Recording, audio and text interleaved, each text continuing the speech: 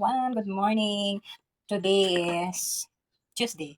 So ngayon mga guys ay mag-prepared ako ng itong ulam na gulay guys. Igagawa natin ng paraan. Kunyari, para makain ng mga kabataan.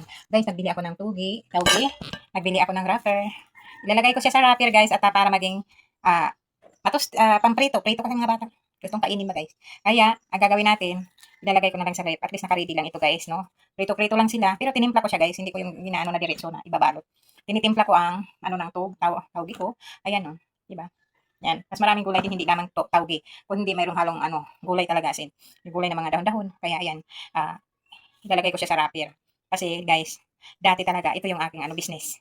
Nagtatawag ako basta ako sa paligid. Basta daanan yung aking napipwestuhan. Marami akong mga negosyong ginagawa. So ito yung pumatok sa akin kasi hinahanap sa akin yung aking sauce. Kung paano ko ginagawa yung suka.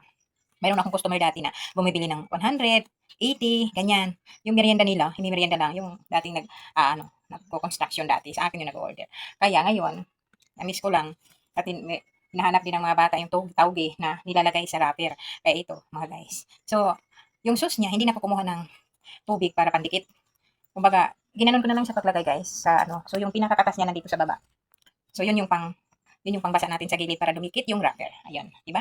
So kayo mga guys, kumusta? Paano kayo gawa na tauge? Alam niyo mga guys, kung masipag lang tayo dito. Marami din pagka kung masipag lang ako maglako. Kaso guys, hindi na kira sa katawan ko. Maglako-lako ng kasi gusto ko mag-business yung nandun na lahat, kusina, tulugan, yan. Kaya ngayon, order ko na muna ako dito sa bahay sa aking hanap buhay na basahan. Kaya ayan mga guys. Nagawa, no? Diba? Ayan. Tapusin muna natin guys, no?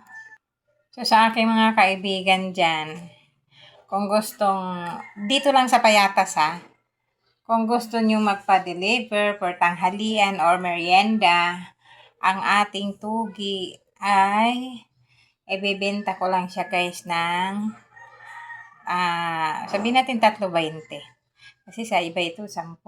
Deliver pa ito guys Mamaya din, pagdating ng aking mister, darating yung di ba? Basta ang deliver ay hapon. Basta sa aking mga kaibigan dyan, alam nila kung sino sila na nakatikim ng aking tugi guys. PM nyo sa akin at gagawan ko kayo 3.20. Yan. 3.20 lang tayo guys. Kasi deliver Pero kung sasadyain nyo dito sa bahay, bibigay ko lang sa inyo ng 5. Mga guys. Ayan. Arat na guys. Arat na mga guys. Need nyo, Ating ay dideliveran ko kayo. Basta 3.20. Pag-deliver, pag